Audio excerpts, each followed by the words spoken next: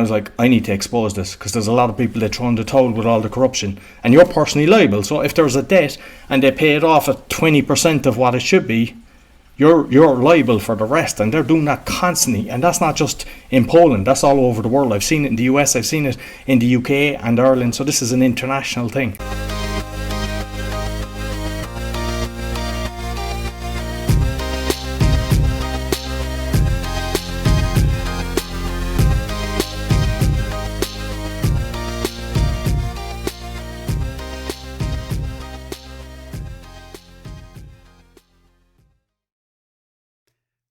Welcome back, everybody. We're joined today by Roy Coughlan. Roy has over 15 companies, I believe that's right. Is that what you told us? Well, I had 15, so I've started 15 companies in 5 different countries. Yeah, so I've always have companies on. That's quite impressive. We're really excited to have you with us here today, Roy. How are you? I'm very good, and thanks for having me on. Excellent. Anthony, how are you doing? Thursday is quickly becoming my favorite day of the week. I love all the guests we have on, so really happy to be here. Roy, glad you're here with us. Thank you. That's good stuff. So we'd love to get to know you a little bit, kind of understand the places that you have been and the things that led you to start 15 companies and kind of how you ended up where you are today. So I'm originally from Cork in Ireland, which is the biggest county size-wise and the second in population. And I studied construction economics and management. I was always kind of entrepreneurial. So when I was 9, I was going around washing cars, delivering leaflets. When I was 11, I was doing newspapers. With the money from that, I bought a lawnmower. So at 14, I was going around cutting grass. When I was 18, I was buying and selling motorbikes. So always kind of mealing and dealing. And then I started working for one of the biggest mechanical contractors in Ireland, and basically just worked my way up to contracts manager, then joined another company, became a regional manager. And during that time I kind of set up one company doing website design, and then after that I had bought some properties in Poland based on a relationship that I was in. I said, oh, this is good, and I decided, I can start selling Polish properties to foreign investors. So I wasn't planning on moving, so I was kind of coming out 1 week a month. The relationship broke, but we still kind of said, okay, you be based in Poland, I'll be based here. And it was going okay for a while, but then she kind of said an email to all my investors, hey, I've set up a new company and I can actually do everything for you. And I would have lost everything because I put syndicates together, I bought commercial property with a few people, bought sites to build apartments, and I'd have lost everything. So I kind of that was the decision then to go to Poland. So all the different companies, I had a few in Ireland, I had a company in England, Biarritz. Now I've got one in Estonia, e-residency company. The ones in Poland are kind of closed down. So I'm constantly looking at the best tax optimization for everything I do, look at exit strategies as well. And kind of what I've learned is a lot of people, they put their trust in accountants or solicitors, and there's nobody who'll watch your money more than yourself. So for example, even when I was doing the property, I had one company in Ireland doing the property and another one in Poland, just kind of for the way I was structuring it. And I was told I had a tax bill in Ireland of so much. And I had read a book, Tax Magic. It was written by a guy that worked for the revenue. And I went to the accountants, who were also auditors, so high-end kind of accountants. And I said, can I do this, and this? Yeah. They didn't tell me I could do it, but I had to ask. And I ended up getting a tax rebate. And I've learned the same in every country I'm in, that accountants don't come to you and go, hey, we can reduce your tax bill. They you have to do it yourself. But ask and just try to look at the best structure for what you're doing. And even like for anyone that's doing business or anything, what I've learned is most people, they just put their money in the bank, and if they're buying something abroad or dealing with someone abroad, they don't even check the exchange rates. So when I was doing the property, like some of the banks were charging 5% exchange rate. There was even one that was charging 10. They were saying, oh, it had to go from zlotys to euro to dollars. Just fraud to the people. So I set up a company then doing that, foreign exchange. And like we were able to do it at like 0.1%. And we were making good money from that. But like it frustrates me. And even now, if you look at a lot of the banks, they're still doing the same. But you can use the likes of Revolut and Wise, but people are playing by PayPal. So PayPal doesn't allow you to have different exchange wallets. You can pick one. So if you're being paid, like I get paid in dollars or in euro or in sterling, you can't set it because you don't know when somebody's going to pay you. And they're taking nearly 4% for that. And then when you're transferring it to your bank, they don't allow you to have all multiple banks. And even when somebody's paying you, sometimes they're taking 3 and 4%. So people don't realize that. So you have to start watching all these little pennies when you're getting paid, and make sure that it's to your benefit, and not just thinking, that's just the way it is, because every penny counts. Yeah, that's great advice. You got to be your own advocate for sure. I wanted to go back a little bit. Like, do you know where that entrepreneurial spirit came from? Why did you decide to start washing cars at 9? I grew up in a rough neighborhood, and we were living week to week. So I think it was helping my parents as well by actually having money. Because when I was cutting the grass, there was times I was making more money than my dad. Like I brought in like 100 Irish pound, which would have been similar to sterling at the moment, which is a lot of money for a 14-year-old. So I always kind of bought my own clothes, done my own things, and I think that helped the family. So I think maybe that's where it came from. But I also enjoyed it because when I worked in the companies, I don't like the way the management is. I mean, sometimes you get a fantastic manager, he lets you off, comes in when he needs to help you, kind of guides you, gets you the training. But most of the time they're micromanaging or they're controlling you. And like everyone I know, like even in Poland, most of the people, they hate the jobs they're doing. And it's like, don't accept it. Don't accept people the way they treat you. But most people do. They think this is what it is. And you hear people complaining, and they're working like 40 years of their life doing the same job, complaining. You're not a tree, you can move. So, don't accept these things. Yeah, that's really good advice. Yeah.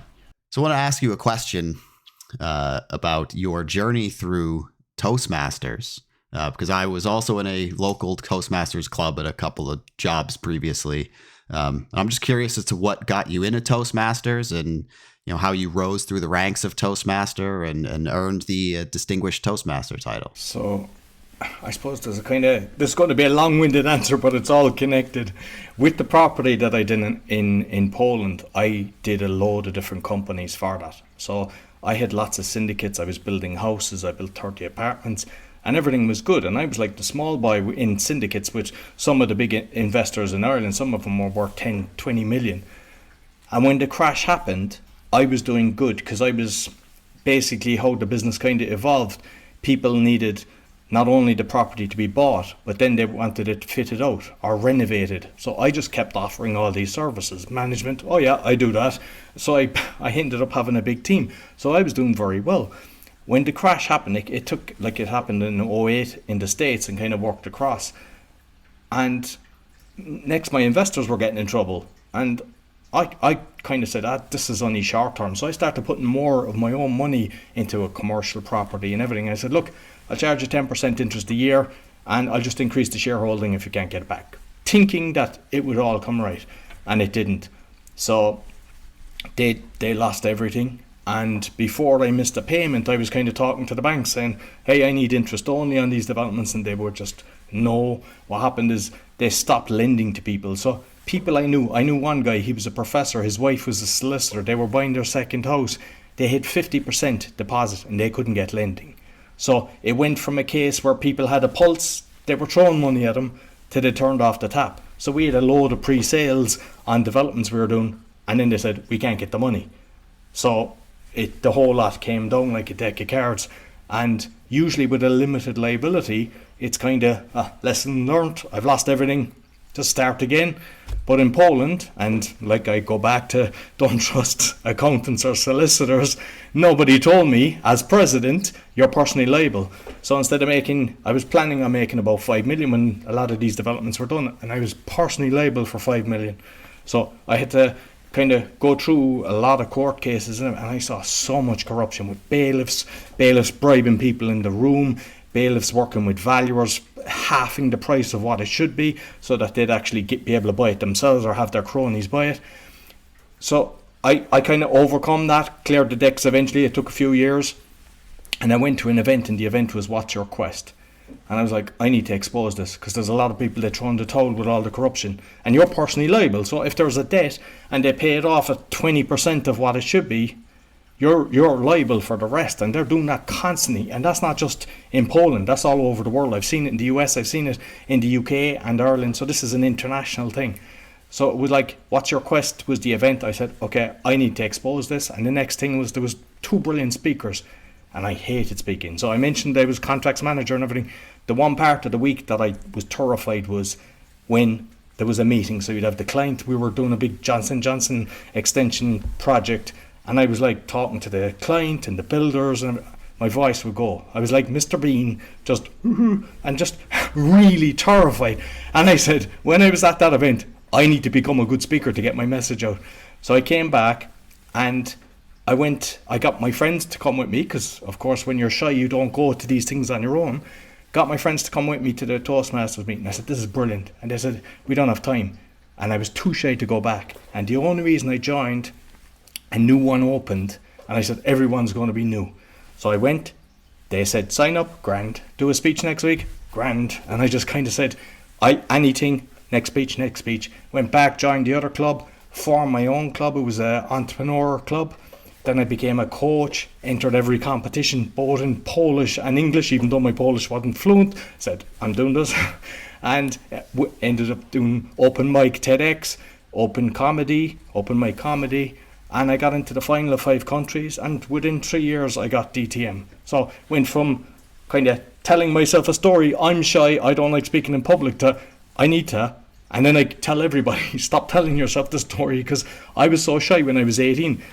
I wouldn't go up to the bar. I'd give my friend the money when it was my round. When I was younger, I wouldn't go into the shop. I'd give my friend to buy the sweets. Like, that's how shy I was. So now, if you said to me, stand in front of 10,000 people and talk, grand. So don't tell yourself a story, because we all have a story that we kind of think that's who I am, and you can change anything. You just have to make a determination, a decision. This is what I'm going to do in my life. Public speaking is a skill like anything else that can be learned and practiced. And so you just got to get started. And so to all the people out there who might also be very shy and not thinking they're very good at public speaking, you just need to practice. So get out there, find somewhere like a Toastmasters club. I know they're all over the place, but find something and get started, because you can learn to be very good at it. Yeah, what I was going to say was this is a very timely conversation, because Jason and I were on a walk maybe a couple of days ago, and we were talking about this exact conversation. And I had mentioned to him, I had that same fear of public speaking, and I didn't want to be in the limelight, and I didn't want people looking at me.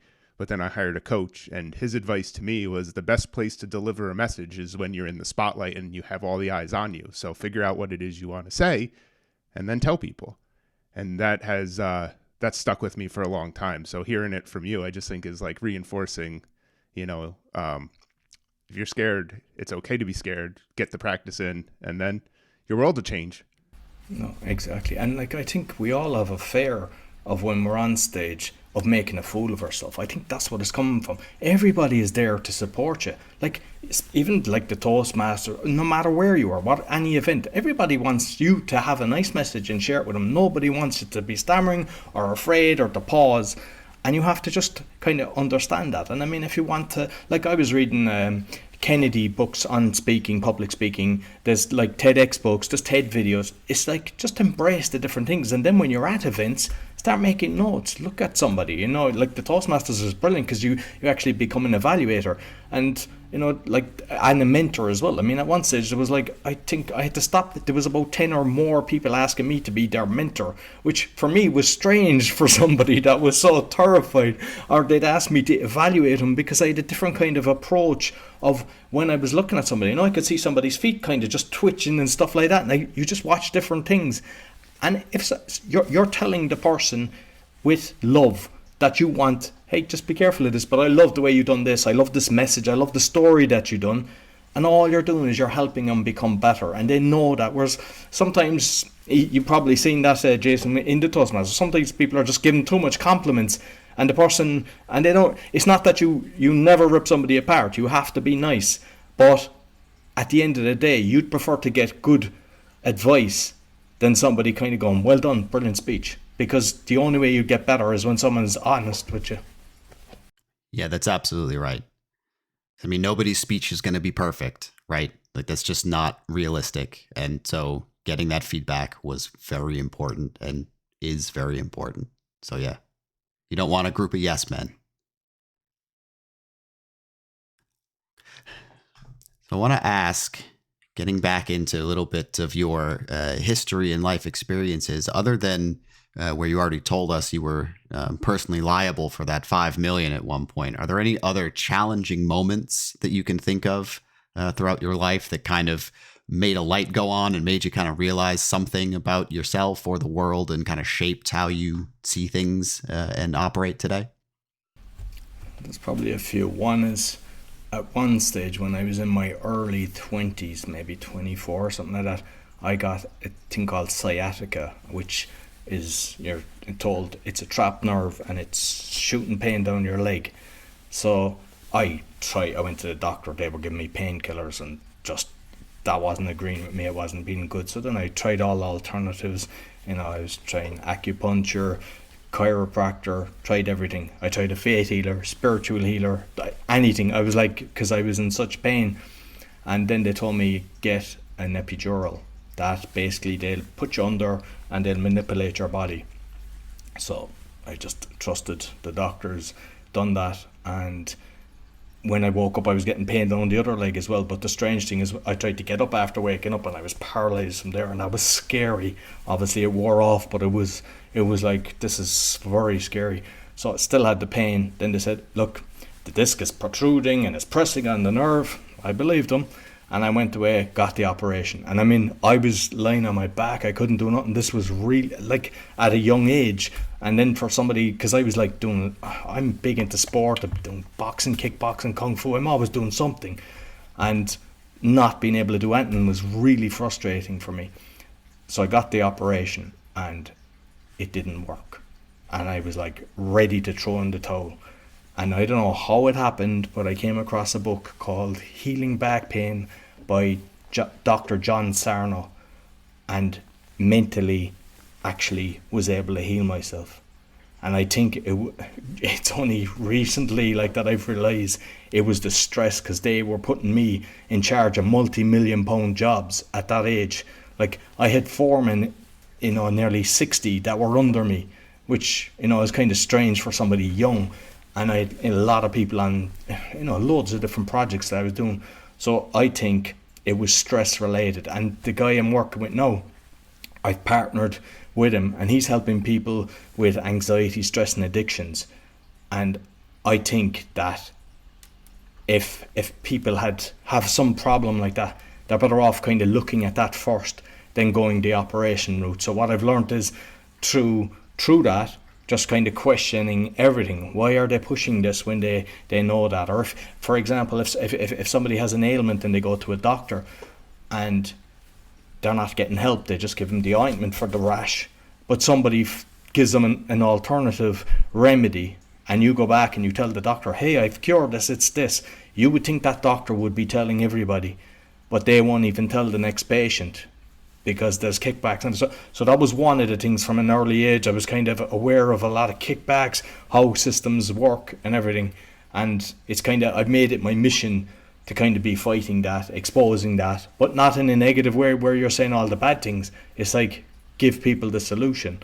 And once they have a solution, then, and I even say it to people, like, if I'm mentioning it on one of my podcasts, like, I don't say, believe what I say. I just say, listen to what I say, and then do your own research. Because you can go away and you can ask a question on Google and it will tell you what you've asked. So change the question, and don't always use Google, use Brave. And a lot of the time you'll get a different answer, because the way the algorithms work, it'll keep pushing, showing you what you believe. So then you think it's true. So you have to question everything, and don't let the ego get in the way, because with the craziness in the last few years, there's families have been fighting with each other, relations have been, cousins, because they all have different belief systems. Or even with politics, you're a Republican, you're a Democrat. In every country it's the same. But like, just on that as well, like, I've realised the governments don't have our back, because in Ireland we had two parties as well. And now the last 10 years they're together, and it's the worst government ever, so it's a case of stop putting your trust in a political party thinking they're going to be the solution. So what I've kind of done is, through all what I've been through in court cases and everything, started studying sovereignty, common law, and realizing how powerful your own knowledge is and the signature. Because a lot of the time you're asked to sign something and you just sign it, but you're basically just kind of giving up your rights by signing that. And no solicitor is going to tell you these things. You have to go away and learn it yourself. So I encourage everybody to learn about sovereignty and understand the power that we ourselves have, and stop thinking some political party is going to change the world, because it's not. Well said. Yeah, you're it's amazing that you're here at this moment. Like Jason and I are having very relevant conversations. I'm curious, where are you starting? So you're thinking about exposing some of the world corruption and trying to propose solutions. Like, where do you start? I mean, I think health is probably the most important one, that relies, like, it goes very deep. I have it there. I wrote a book after I went to that event. That was the first thing. And I didn't publish it, but I printed 20 copies and I got it in people's hands.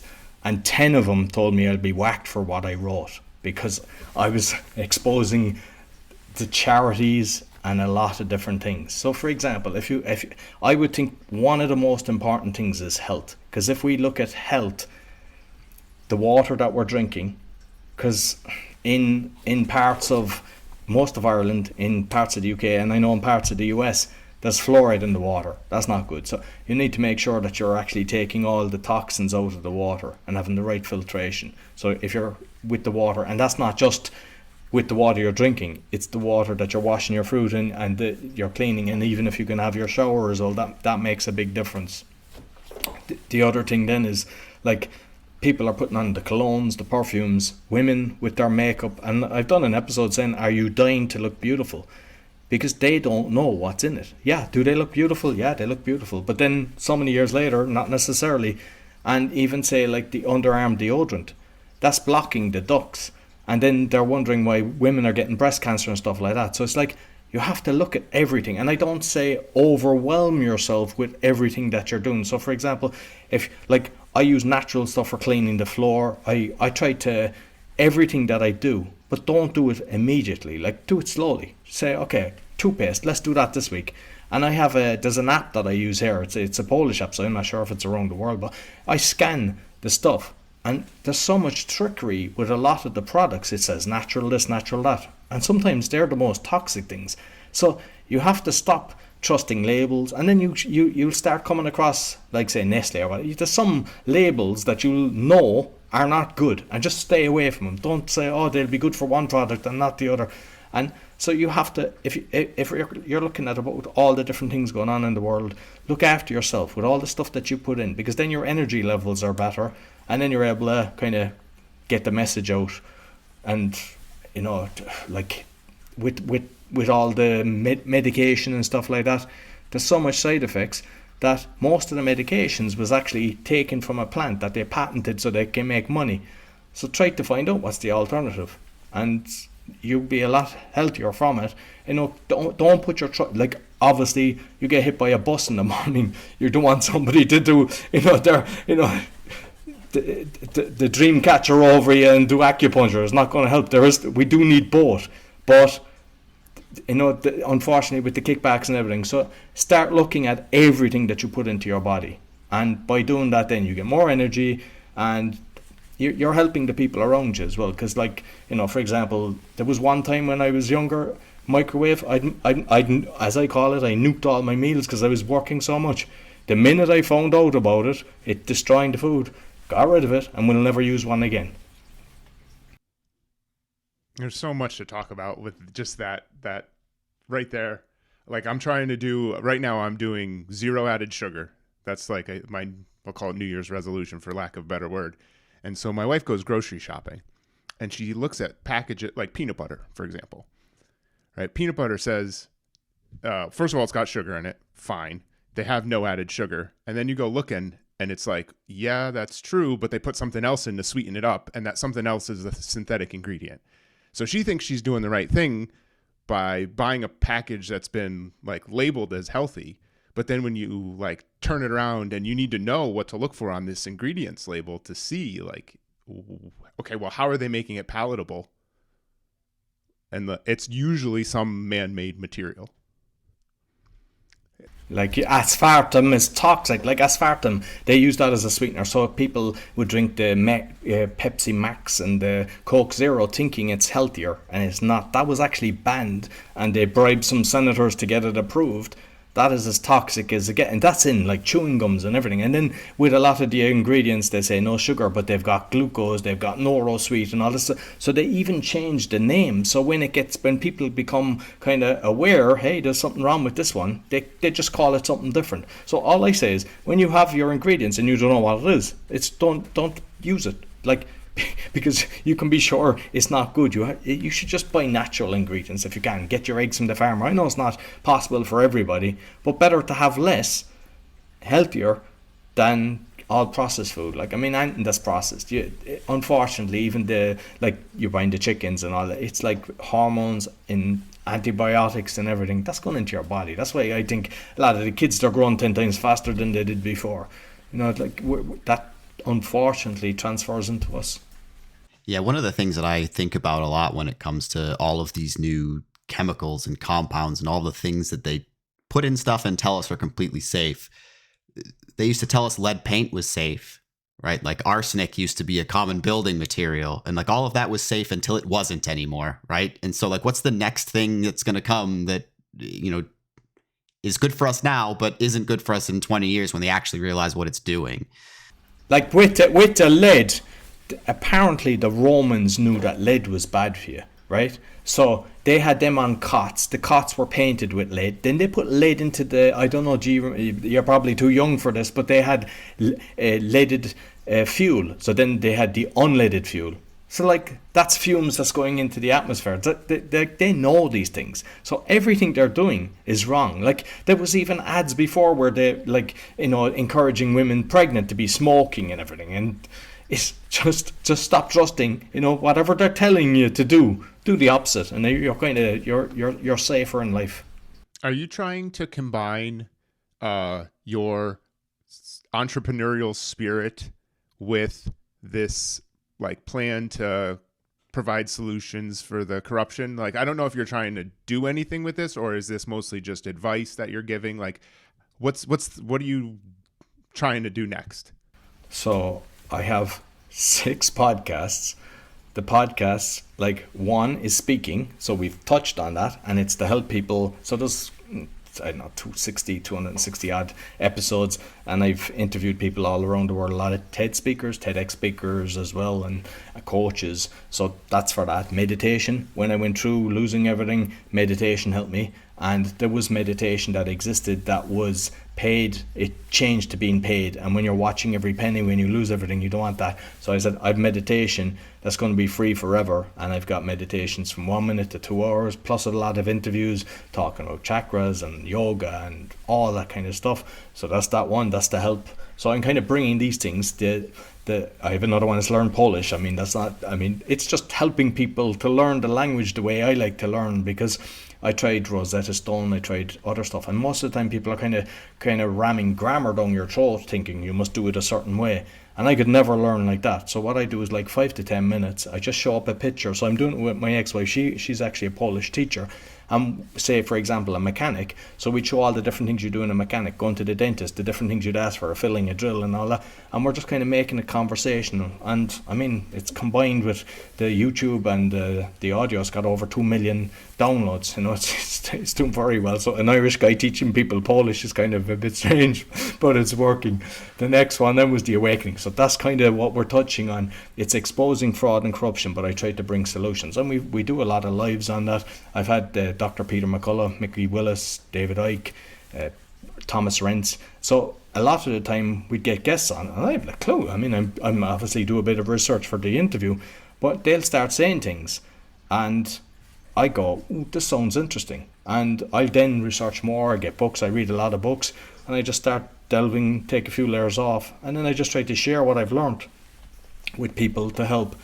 Next one that I have is the crypto. So there's a load of fraud with the crypto as well, and I didn't want to put the crypto into the awakening because not everyone's into blockchain technology, and I said I'd hurt my audience by actually putting it into that. So I just created a new one, and I just talk about NFTs, blockchain, the good, the bad, the ugly, and it's people seem to be kind of, I think, because I had read a few books on crypto and I had no clue, it just didn't make sense.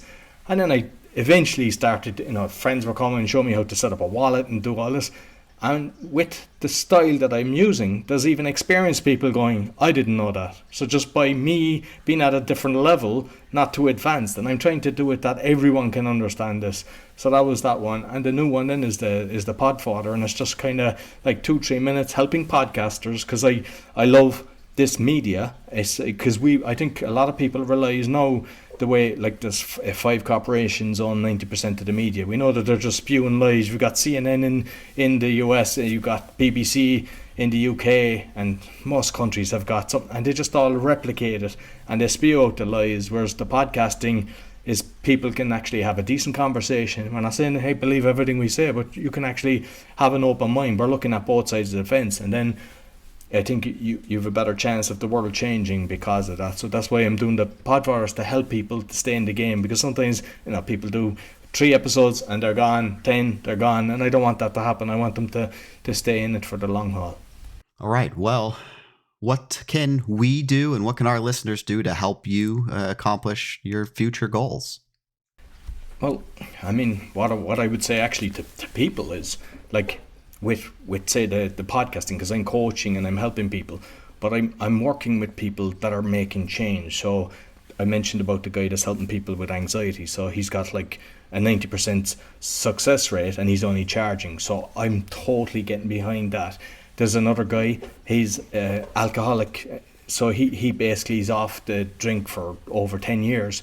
And his podcast is actually to help people with addictions. He's bringing on people that have overcome it, but he's trying to set it up that there's different therapies all around the world, and it's going to be free. So I love getting behind things like that. I mean, you get the clients that want to start a podcast, or existing ones that want, and that all helps with the thing. But I won't be the type that if Red Bull or McDonald's or any of these say, hey, we want you to actually promote.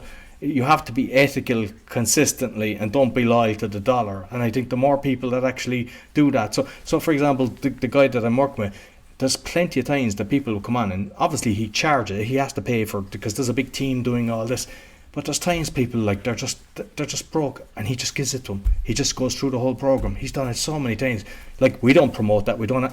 But when I see him doing that, it's like I go, this is what we need. We need more of this in the world, where we're actually making a change, instead of, there's people they're looking at, the likes of Gates, and was thinking these are the right guys, they're helping us. But when you start taking off the layers, you'll see all the bad things they're doing. And there's very few out there that are in the public eye that are really good. Very few. And if you take off the layers, you'll find something on all of them really bad. And perhaps you don't want to go down that rabbit hole because you want to stay in a positive place, but don't be putting your trust in people either. Well, Roy, I want to thank you so much for taking the time to come on with us and chat today. It was a very engaging conversation. There's some very, very good points being made, and really liked hearing your story. Yeah, thanks very much for having me. Yeah, and I wish you all super success. And what I would say to people is, make sure you give Anthony and Jason 5-star rating, a review, a comment, and share. You mightn't think it makes a big difference, because when you do that, it actually shows it up to more of the friends on the Facebook group and everything, and it'll just put them up the chart. So make sure you do that for the lads. Thank you. We appreciate that. Thanks for coming. No worries.